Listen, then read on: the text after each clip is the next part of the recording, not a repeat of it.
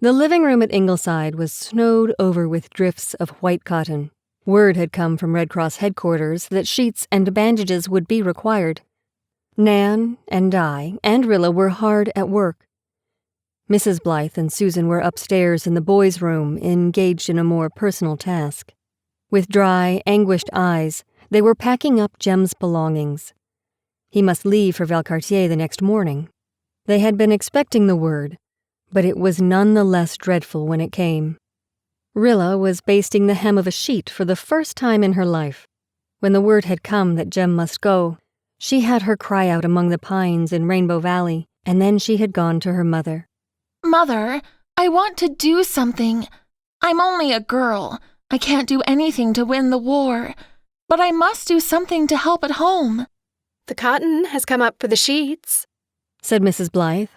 You can help Nan and Di make them up. And Rilla, don't you think you could organize a junior Red Cross among the young girls? I think they would like it better and do better work by themselves than if mixed up with the older people. But, Mother, I've never done anything like that. We will all have to do a great many things in the months ahead of us that we have never done before, Rilla. Well, Rilla took the plunge. I'll try, Mother, if you'll tell me how to begin.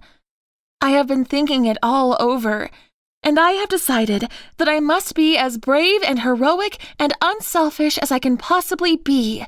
Mrs. Blythe did not smile at Rilla's italics.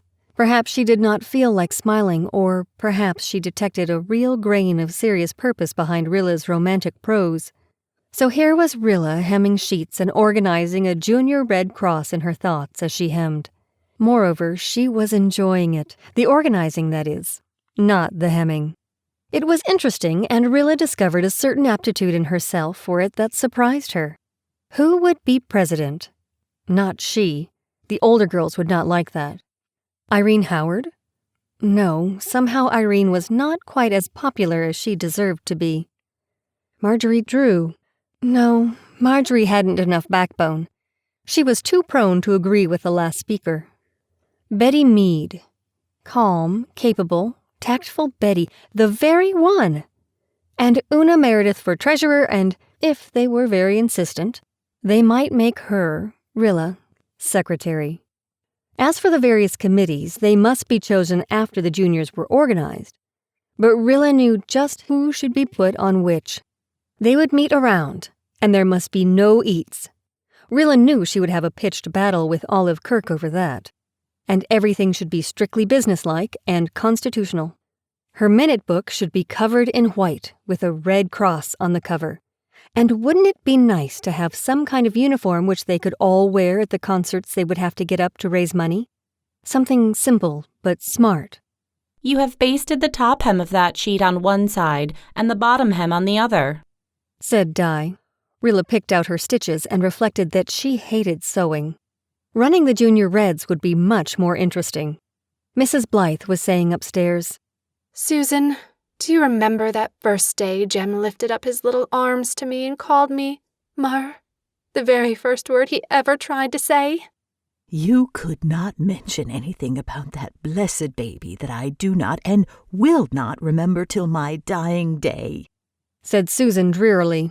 Susan, I keep thinking today of once when he cried for me in the night. He was just a few months old. Gilbert didn't want me to go to him. He said the child was well and warm and that it would be fostering bad habits in him. But I went and took him up. I can feel that tight clinging of his little arms around my neck yet. Susan, if I hadn't gone that night 21 years ago and taken my baby up when he cried for me, I couldn't face tomorrow morning. I do not know how we are going to face it anyhow, Mrs. Doctor dear, but do not tell me that it will be the final farewell. He will be back on leave before he goes overseas, will he not? We hope so, but we are not very sure. I am making up my mind that he will not, so that there will be no disappointment to bear.